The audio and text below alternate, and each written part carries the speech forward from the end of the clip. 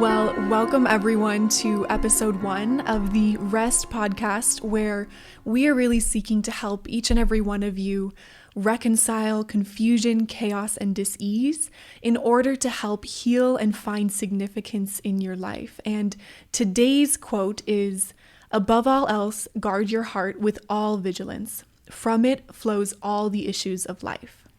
So with that, Virginia, did you want to introduce us to today's topic? I would love to. Speaking about the heart is perhaps one of my favorite topics because it's that central gravitational field from which everything flows. And we'll break that down a little bit more as we go along. But today I wanted to talk about why it is central to all things and how our thoughts and the narratives that we've inherited from our ancestors and from those who have come before us, and the ideas that we get about ourselves and everything about us comes from our primary spheres of influence. But how the compounding effect of those two things, how they determine the quality of the life of our heart and how we experience relationships and the world around us. Also, I was hoping that we could begin to discuss how reconciling the conversation among our constituents, our spirit, our soul, our body, is vitally important in understanding the life of our heart, because it's the heart that is central to that conversation. Mm-hmm. So I'm excited to delve into this today. Yes, and I know you always want to share a little bit of a personal background, a little story. Well, I think sometimes it gives us the capacity to take things that can be very complex and make them relevant. So as I was preparing to discuss or to talk about the life of the heart and what that looks like, I was reminded that after 9/11, many years ago now, I was commissioned to work on a project for National Day of Prayer pertaining to, ironically enough, the expression of liberty and the preservation of freedom. And we decided to take our older girls on that trip. We had a little guy, and he was too young to bring with us, so he stayed with my sister.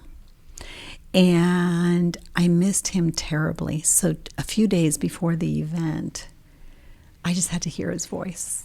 And I called him, and upon hearing my voice, he said, "Mommy, my eyes are leaking, my heart is cracking, and my stomach is punching my throat."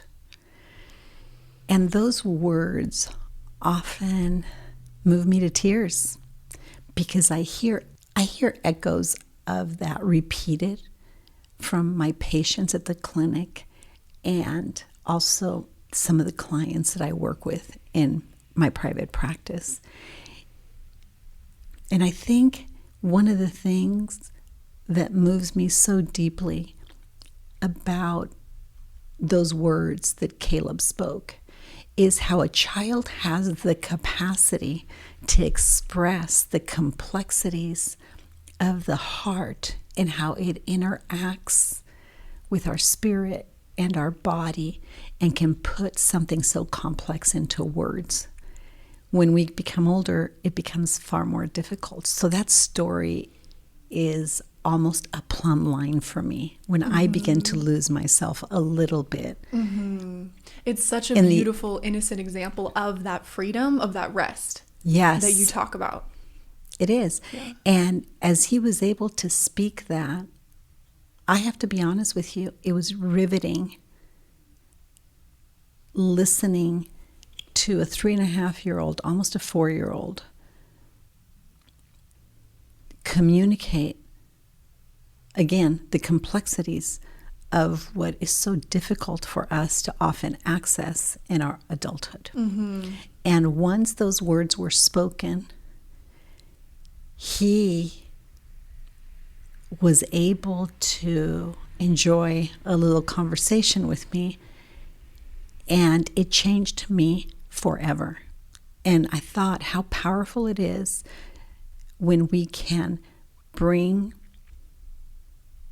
language to bear upon time and be able to communicate these things so that we see exactly where another human being stands in that given moment. Mm-hmm. Mm-hmm. And you know, it's also been interesting how those words have served me for over 20 years. Almost 20 years. They've served me. That's amazing. They were meant to be said. Mm-hmm. And it seems like have spilled over into your practice. It's one little human, one little soul was able to access and communicate very complex things. Mm-hmm. Mm-hmm. And I realize sometimes we make things harder than they need to be. Yeah. And then we get caught up and we get shut down and we get silenced by the confusion and the chaos and the diseases, which mm-hmm. leads us so well into today's discussion, which is about sort of the root. We're talking about the heart. And so let's start there. What do you mean when you say the heart? What are we talking about? Well, in this discussion specifically, and one of the reasons I thought that was a noteworthy story to begin with, is the heart consists, we have three hearts. Or I like to think of the heart as having three expressions, right? We have the emotional heart, we have the physical heart, and we have the spiritual heart.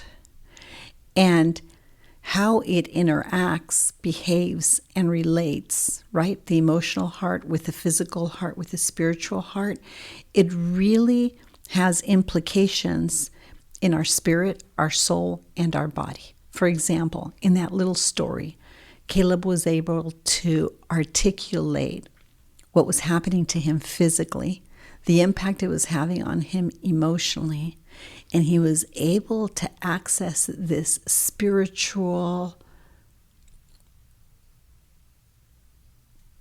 component to it all that communicated something sacred mm-hmm. about this little human and the need he had to be connected with me and with his sisters and his dad and everything. But I was that point of reference, and I'm his mom, right? Mm-hmm. So it's that unique relationship anyway. But it was the capacity to communicate this emotional, the spiritual, and the physical heart, I think, that impacted me so deeply. You frequently say the heart is the center of all things. Can you explain that to us? Absolutely. When you think about it, it's the heart that sustains our life. It determines the quality of our life. The spiritual heart, for example, through it, we can access and dispense energy, if you will, according to our will, or the will of each individual, right? And we often refer it to this process. Let me just make it practical, right? So if I say that the spiritual heart accesses and dispenses energy according to the will of each individual, it often takes this expression. We use words like good or bad. That's light or dark, right? What's lawful or unlawful things. We refer to angels or demons. We refer to good energy or bad energy, right? Mm-hmm. So that's the expression of this thing that exists in this unseen world that we access it. That's the spiritual reality that surrounds us. And it finds its expression in those words we use. The emotional heart chooses which of those energies we access, right? Or we're going to use, or we're going to dispense. And I'll put this in context in a minute. And then we have the physical heart, and it uses that energy. Does that make sense a little bit? For this discussion, are we talking about all three? We're talking about all three interchangeably. Okay. And rest, right? When we talk about rest, because rest is the reconstitution approach, I think, to healing. We give people a framework to understand the life of the heart, how it impacts the role of the relationships, and what role it plays in giving meaning to the pictures behind the stories of their lives.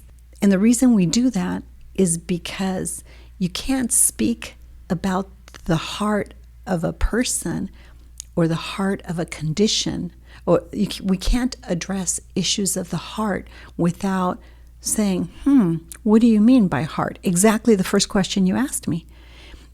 I mean that it is this thing, if you will, that has a spiritual facet from which it accesses and dispenses its energy according to the will and the counsel of each person. And again, we access it by determining, right, what is good or bad? Is this the right thing to do or the wrong thing to do? Is this light or darkness, lawful or unlawful? For example, if we choose to tell a lie and we know we're lying, we're not accessing the light of something, we're accessing the darkness of something. That's going to have an impact spiritually on our heart. The emotional heart is what chooses which thing we choose. Are we going to choose to lie or tell the truth, right? And then the physical part is what uses that energy, right, that we use. And if we tell a lie, there's a physiological consequence to that lie. And we know because our central nervous system reveals that we're lying. Mm-hmm. By the way, this is how lie detector tests and whatnot, right? They measure all of the dispersion of this kind of energy. Mm-hmm. Does that make sense? Yes. So the heart is really, and I hate to get technical and this sounds kind of boring, but it's something very important to understand, because I think that probably without overstating this, I've never met an addict that didn't have a broken heart and a shattered soul and never quite found a way to reconcile the conversation between those three facets of their heart. Mm-hmm. You already partly answered this. My next question, which is what affects the health of the heart, in saying our own decisions can very much affect the health of our heart. But also one of the things you talk extensively with your patients, and I know because I was one, I am one, is we can inherit certain things and also what we experience through our life, especially in childhood, but through our entire life. Yeah, well, I'm glad you asked that. Basically, what affects ultimately the health of our heart is thoughts and narratives that we have about ourselves. Those thoughts and narratives we have about ourselves are always negotiated right in the mind. The mind and the thoughts that we have about ourselves and the world around us really determines the condition of our hearts. Mm-hmm. For example, where do we get these thoughts? Some of them are experiences. Some of them are shaped from our families of origin, right? But what people don't understand, that much of the narrative is passed on generationally, and it's really in their entire constitution. So the mind can be a complex thing, and the health of the heart is really negotiated. We can't discuss the life of a person's heart without understanding their thought life. Mm-hmm. And the stories they tell themselves and the things they believe about themselves. Mm-hmm. So can you give us an example of how these narratives that we inherited generationally can play out in negative patterns in our lives? Yes. The worthiness that they picked up from, let's say, the homes that we grow up in are a very small part of why that person has that view they have about themselves. It's relatively a small part. In fact, we know that 6 weeks after conception, memory experts tell us the brain begins to record memory. And the work of Dr. Hammer in German New Medicine, he goes even further than that. He says the psychology of the parents becomes the biology of that child. So when people are experiencing various conflicting thoughts about their worth and their value.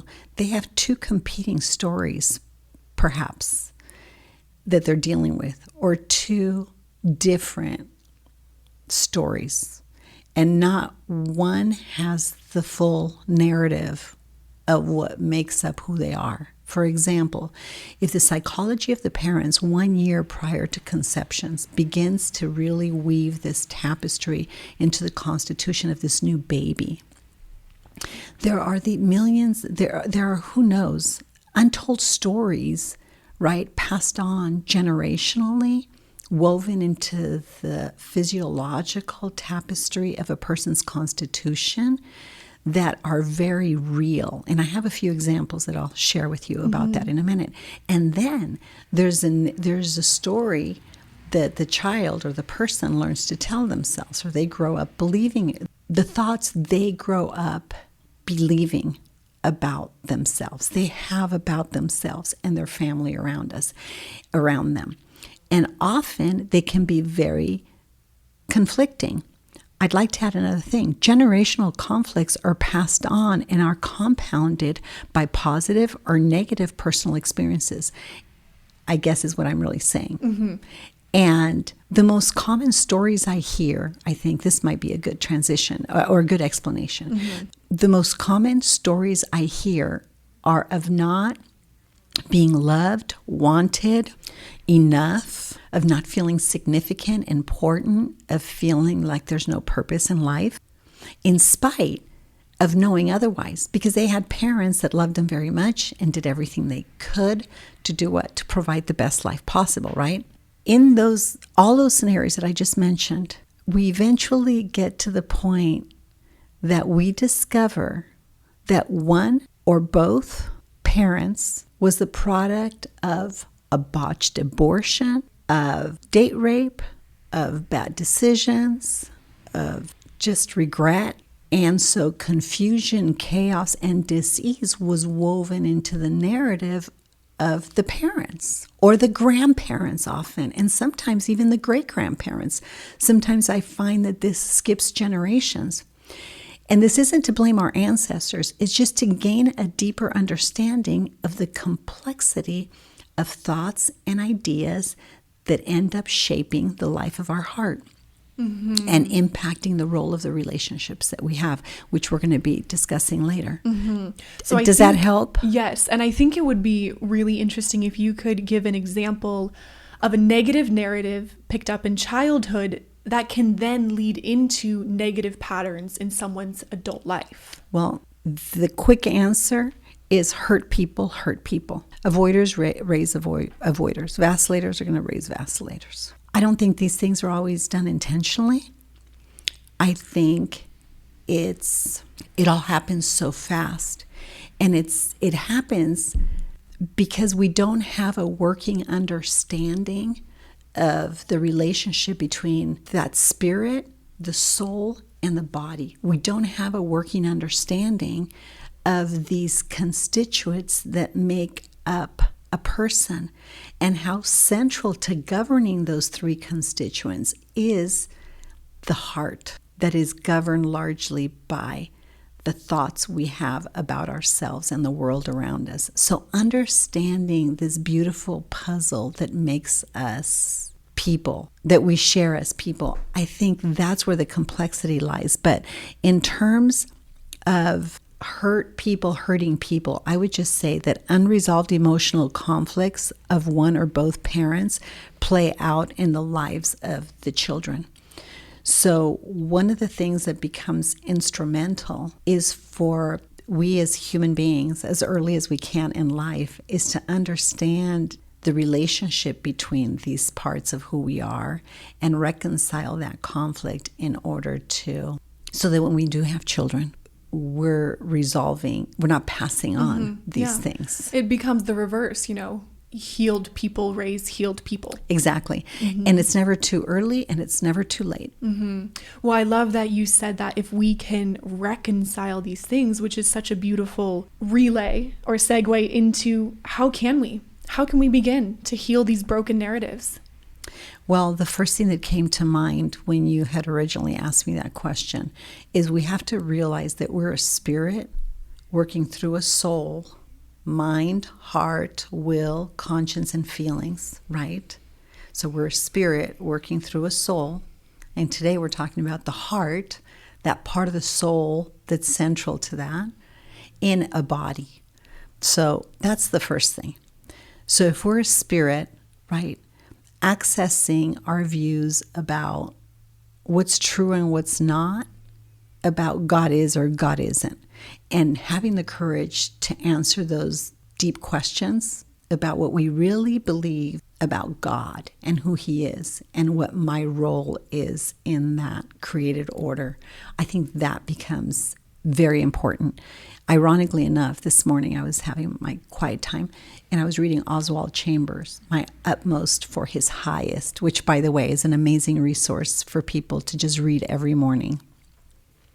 I think he had great sensitivity he shows great sensitivity in his writing about the relationship between the spirit, the soul, and the body of a man. But he talked about peeling back the veil. And transformation happens where we're willing to pull down the veil, right? And we can see clearly into this creative order of these complex systems and how we experience them in our lives. So examine, that's one thing. Peel back the layers. Really ask yourself those hard questions about who am I? What am I doing here? What about God? What is He? What does He say about me? So I'd say that's fundamentally one of the things I have to do sooner or later with every person I work with. Secondly is examine the foundations that shape their lives, meaning what's the story behind the story of the story of the story of our parents, right? Because our stories did not just begin at home. So examining these foundations and exploring the truth of things in order to experience freedom. These are the foundations of rest that we often talk about, Leanne, the reconstitution approach to healing, because it's the body that keeps a score. And we have resources to use that as a starting point when perhaps mom isn't around or dad isn't around and we don't have any living grandparents or ancestors. That's okay. It's shocking what we can determine and what we can find out and discover from consulting our bodies. And we have a lot of very specific resources that we're going to be talking about, I think, later on to do that. I get so excited about those. And I would love if you could share a patient example of a patient that maybe you worked with who you really helped them identify what one of these underlying beliefs was, these negative thought patterns that was playing out in negative patterns in their life. Well, let me share one that I hear very often. Okay. Girl, one specifically right now comes to mind. Beautiful, beautiful, beautiful, successful, bright, beautiful family, by just can't shake this sense of I don't belong, I'm not important, nobody loves me, really. Yet she knows reality dictates otherwise. Nevertheless, she can't shake this sense of nothing I do is good enough, and so on and so on and so on. Without getting into the specifics of all of that, it's this sense of not only insignificance, and I'm not enough, and no matter what I do, it's never going to be enough. Now, keep in mind, this person is successful beyond imagination. For someone her age. Can get into any college or anything. And the reason I'm bringing up this story again is because this is, whether I'm talking about this 17-year-old or a 50-year-old, I've heard of this narrative over and over again. And upon working with her and trying to consult the body to see what is happening that is creating this conflict, I know that the body keeps the score, right? So it's the body that holds on to trauma in the subconscious mind. And there is absolutely nothing in her current life situation that we can access that would indicate this kind of distress. Well, when I energy tested her, I realized that she was not a firstborn. She's a second-born. She thought she was the firstborn of 7 children. She was not the firstborn of 7 children. She was a number 2. Interesting. Right. Okay, keep going. The body keeps the score. The body will never lie. Consult the body. It will not lie to you. And we do a lot of energy testing. And a lot can be learned about that. There's a lot of resources online. And as the point is that there was another relationship and there was another child in the family system that was a secret. And the mother had had an affair and nobody knew about it, or so everyone thought. But her body's carrying that secret. Oh my gosh. And so there was all kinds of discourse between the mom and the dad, and she was conceived in the context of great conflict. Wow. And during that time of conception, right, think about it, their psychology became her biology. So she's carrying this narrative of really not being wanted and feeling like an accident. Mm-hmm. Well, of course, the parents reconciled, and to their credit, they have a wonderful marriage and a wonderful relationship now, and the years have passed, and, blah, blah, blah, blah, blah. But here's the situation. Here's the problem. Her body has the truth of what was transpiring during that season. So once we uncovered all that, what happened? Spontaneous remission. Wow. So now, did she have some kind of diagnosable illness? And I know you don't like diagnoses. I don't, because there were multiple things said about her. By the way, she was 27. I think I said 17. Okay. She was 27 years old. Many things. Okay. Her entire life she'd had issues, Illnesses. physical issues that made no sense to anyone. They had significant resources. They have the means to do anything they want, get whatever they need. She's had an amazing life, gone to the best schools, participated in wonderful activities. Mm-hmm. For all intended purposes, her entire life was a success. Mm-hmm. But she her couldn't body shake. She couldn't shake that this, feeling. Right. And as we peeled back the layers of some things, boom. Yeah. And that's a really powerful example, because so many of us do have trauma from our own present life that really does create these negative thoughts, these negative patterns. But that is a really clear, specific example of someone who, during conception, their body picked up trauma. Well, totally, because the parents were in trauma. Yeah. Right. And when you think of what makes a child, right? The feelings that she was having were, I'm not worthy, nothing I do is ever enough. And I'm wondering, her mother had an affair. It sounds like the father knew about it. Maybe those were the father's feelings during that time. I'm not worthy. Well, the father nothing had I do. an affair too. Oh, the father. Both. Okay, so maybe both parents were dealing Right. with those feelings, and those were just passed on to So her. the confusion and the chaos and the dis-ease and the betrayal and the unworthiness, both parents, we all do foolish things. We all carry a lot of shame and regret. So both parents were in that state, and she was conceived in that state. And the consequence of that is a lot of confusion, chaos, and dis-ease in what? In her entire constitution, in her central nervous system. So she doesn't know what's happening to her largely. So what do they want to do? Put her on antidepressants, give her anti-anxiety medication. Well, that sometimes those things have a place temporarily, but not long term. As we began to unpack and reveal some things, it was a beautiful thing, because all of a sudden it changed her health. It was just, everything was misaligned. And as soon as you found those missing pieces, everything made sense, and she was able to reconcile. Yes, lies are boulders. They're like boulders in our soul. They're like tumbleweed. They are an obstruction to the energy I talked about before from the spiritual world that our will chooses to access or not, right? It depends. Our will chooses what kind of energy it's going to access, right?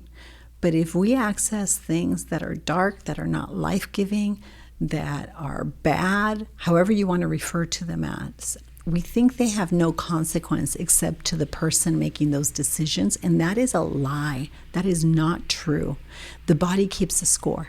Intuitively, anything that hinders the life of the heart and the soul and the flow of that energy to that soul, to that heart, for it to negotiate adequately and stuff, anything that hinders that, right, is going to have consequences in a person's body. And I just want to remind us, we're not talking about this at the moment, but the will is the thing that flips the switch. The will of a man ultimately has all the power to negotiate the thought life and the condition of the heart. And I think that's a good note to finish on, because none of us should feel victims, like a victim of circumstances. The exact opposite is true. We have all the power and the authority to understand the complexities of the life of our hearts, the role of the relationships that we have, the meaning of the pictures behind the stories of our life, and those narratives story. And I know we're going to break that down in future episodes, but I hope that was helpful. Yes. And I'm so excited because we will be ending each episode with sort of a tangible takeaway or an action step for you as the listeners to take what you're listening to and apply it to your life in some way. So can you share what this week's action item is? The word that's always captivated me when it comes to issues of the heart it is imperative that we pause and wonder, not about ourselves, but about another person. And a great place to start is our mom, our dad, our grandparents, our siblings, our cousins, anything or anybody connected to that, even if you haven't spoken to them in years, or you see them every day. Sit down, take 10, 15, 20 minutes today, and make a list of people that you'd love to have an honest conversation with, preferably within your family, and ask yourself, what have I ever wondered about this person? What do I profoundly need, want, desire to understand about them? And approach them with an open heart and an open mind, and be careful that you don't approach those people with expectations or with accusations or anything. Try to put yourself aside and truly wonder, because they hold, especially your mother, your father, your grandparents, they really hold the secrets, the mysteries of your life. I love that. And I think that's such a beautiful place to close out. So thank you, Virginia. Thank you, all the listeners, for tuning in. Thank you. And we will tune in with all of you next week. It's fun talking to you about all this.